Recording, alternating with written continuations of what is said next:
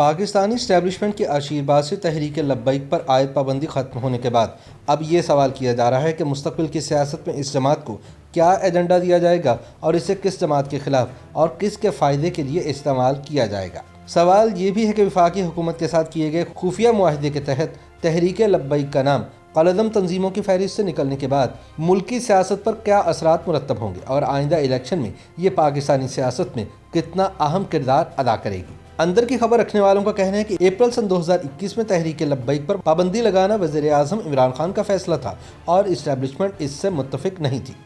اسی وجہ سے پابندی اٹھائے جانے تک اس جماعت کو مختلف ضمنی انتخابات میں حصہ لینے کی اجازت تھی۔ وفاقی حکومت کی جانب سے تحریک لبیک کا نام دہشت گردی کی دفعات کی بنیاد پر قلعدم تنظیموں کی فہرست میں ڈالا گیا تھا، تاہم پولیٹیکل پارٹیز ایکٹ کے تحت یہ جماعت الیکشن کمیشن میں بدستور رجسٹر تھی اور انتخابی سیاست میں بڑھ چڑھ کر حصہ بھی لے رہی تھی۔ الیکشن میں حصہ لینے سے روکنے کے لیے وفاقی حکومت کی جانب سے سپریم کورٹ میں تحریک لبیک کے خلاف ایک ریفرنس دائر کرنا ضروری تھا،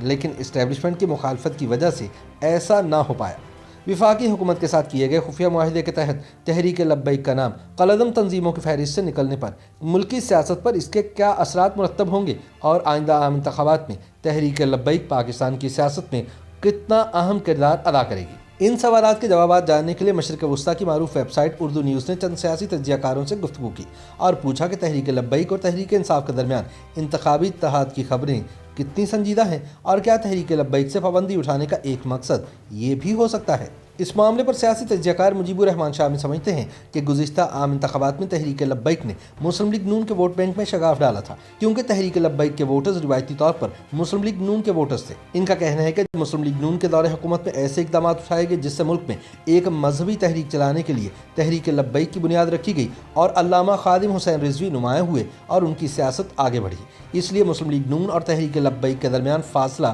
کافی زیادہ ہے اور تاحال موجود ہے۔ انہوں نے کہا کہ تحریک لبیک پنجاب میں کچھ مذہبی جماعتوں کو ساتھ ملا کر بھی اتحاد بنا سکتی ہے، لیکن اس وقت مسلم لیگ نون کے ساتھ ان کا اتحاد ہوتا نظر نہیں آ رہا۔ اس وقت اشارے تو یہ مل رہے ہیں کہ تحریک انصاف کے اندر بعض افراد تحریک لبیک سے اتحاد کے حامی ہیں اور تحریک لبیک کی طرف سے بھی تحریک انصاف سے اتحاد کے اشارے مل رہے ہیں، لیکن کیا ایسا ممکن ہو سکے گا؟ فی الحال کچھ کہا نہیں جا سکتا۔ مجیب الرحمان شامی اس نظریے سے اتفاق نہیں کرتے کہ تحریک لبیک کی وجہ سے 2018 کے عام انتخابات میں تحریک انصاف قومی اسمبلی کی 17 سیٹیں ہار گئی تھی، کیونکہ پی ٹی آئی مخالف جیتنے والے امیدواروں کے ووٹوں کا مارجن اتنا ہی تھا جتنے ووٹ تحریک لبیک کے امیدواروں نے لیے تھے۔ مجیب الرحمان شامی کے خیال میں آئندہ انتخابات میں بھی تحریک لبیک نے وہی کردار ادا کرنا ہے جو گزشتہ عام انتخابات میں ان سے لیا گیا تھا۔ اگر تحریک انصاف کو تحریک لبیک نے سپورٹ کیا تو کچھ حلقوں میں ان کو فائدہ ہو سکتا ہے، اس کے علاوہ کوئی زیادہ تبدیلی ہوتی نظر نہیں آ رہی۔ انہوں نے کہا کہ وزیر اعظم نے مجبور ہو کر تحریک لبیک کے ساتھ معاہدہ کیا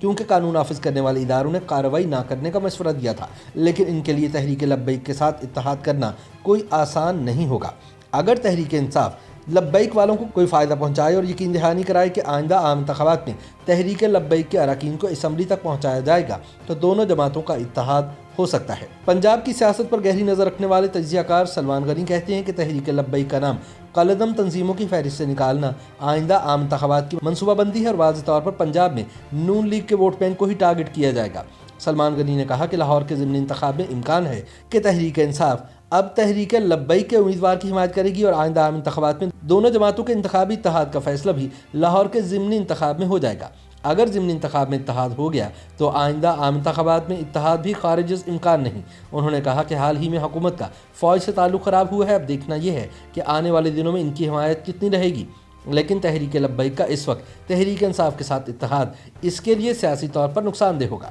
سلمان غنی کے خیال میں اس وقت تحریک انصاف کو سہاروں کی ضرورت ہے اور تحریک لبیک کے ساتھ اتحاد سیاسی طور پر ایک بہتر سہارا ہے، لیکن تحریک لبیک کا ایک ایسی جماعت کے ساتھ اتحاد کرنا جس نے ان پر انڈیا سے فنڈنگ لینے کے الزامات عائد کیے خاصا نقصان دہ ہوگا اور تحریک لبیک کا ووٹ بینک متاثر کرے گا۔ انہوں نے کہا کہ تحریک لبیک تحریک انصاف کے ساتھ اتحاد کرتے ہوئے کترائے گی کیونکہ اس میں ان کا فائدہ نہیں، لیکن کوئی ہے جو ایسا چاہتا ہے۔ سن 2018 کے عام انتخابات میں تحریک لبیک کے امیدواروں نے دیگر جماعتوں خصوصاً نون لیگ کا نہ صرف ووٹ بینک توڑا بلکہ درجنوں نشستوں پر نون لیگ کے امیدواروں کی شکست کا مارجن تحریک لبیک کے امیدواروں کو ملنے والے ووٹوں سے کم تھا۔ 2018 کے عام انتخابات میں سابق وزیر اعظم شاہد خاقان عباسی، سابق وزیر صحت سائرہ افضل تارڑ، سابق وزیر مملکت طلال چودھری، عابد شیر علی سمیت متعدد لیگی رہنما قومی اسمبلی کی نشست جیتنے میں ناکام رہے اور ان کی شکست کا مارجن چند ہزار ووٹ تھے، جبکہ تحریک لبیک کے امیدواروں کے ووٹ شکست کے مارجن سے زیادہ تھے۔ حتیٰ کہ وزیر اعظم عمران خان لاہور کے حلقہ این 131 میں سعد رفیق کے مقابلے میں اپنی نشست چند سو ووٹوں سے جیتنے میں کامیاب ہوئے، جبکہ اس حلقے میں تحریک لبیک کے امیدوار کو 9000 سے زائد ووٹ ملے تھے۔ گزشتہ عام انتخابات میں سیاسی مبصرین کے مطابق مسلم لیگ نون کو 15 سے 20 نشستوں سے تحریک لبیک کی وجہ سے ہاتھ دھونے پڑے تھے۔ YouTube پر گوگلی نیوز دیکھنے کے لیے youtube.com کی سرچ بار میں googly news T V type کریں۔ گوگلی نیوز کے پیج پر سرخ رنگ کے سبسکرپشن والے بٹن پر کلک کرنا نہ بھولیے۔ YouTube پیج پر اپلوڈ ہونے والی ویڈیوز سے باخبر رہنے کے لیے بیل آئیکن پر کلک کیجیے۔ آپ کو ہر نئی ویڈیو کے بارے میں نوٹیفیکیشن موصول ہو جائے گا۔